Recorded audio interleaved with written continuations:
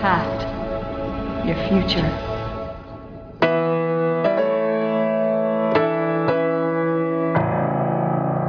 We really see audio as an incredibly important thing.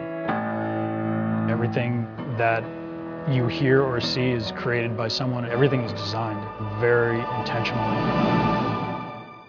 We see the world from an audio standpoint. That's who we are. Marty is king in the audio department. It's his gig, it's his engine. Well, you know, he pushes a coffee cup around the studio really well. Yeah, I don't see work getting done here. What the heck is going on? Marty. Oh, do you need some makeup? Wow. Marty's coming in here to give me a hard time. Okay.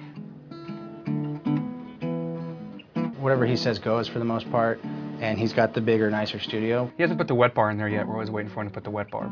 For the three of us, it's a really nice relationship. I think part of it might be that all three of us are musicians. And I think that really helps.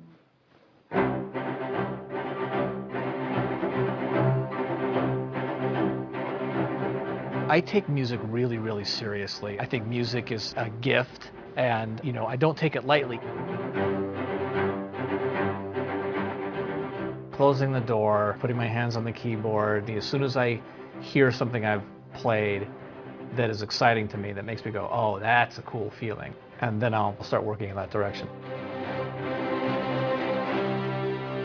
The important thing about interactive music is that it feels like it's scoring what you're doing. I want it to sort of sneak in. I can play with all these different pieces of music, combining them so they're overlapping and layering, and this will all eventually correspond to something significant that's happening in the game.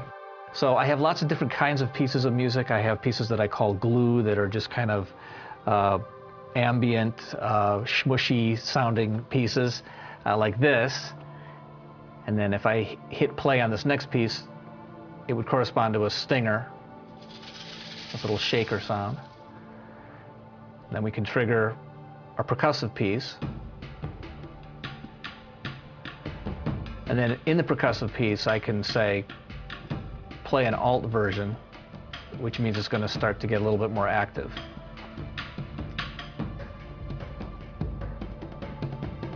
I'm going to hit stop, and it'll come to a nice natural out. And what's nice about all these things is every time I hit start or stop or alt or any of that stuff, it corresponds to something that could be happening in the game. If we have a significant moment and I say,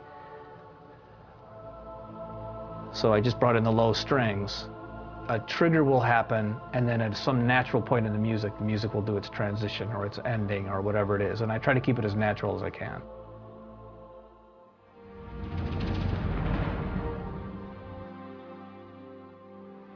Dialogue and Foley and music and the cinematics and the ambience and the level and the sound of the characters running around. I mean, all this stuff comes and adds up to, you know, to make a total audio experience that hopefully is really satisfying for the player.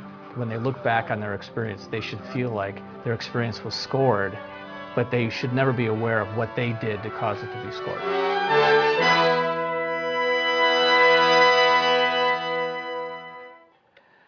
Okay, that sounds good. Thanks for doing that again. That was great.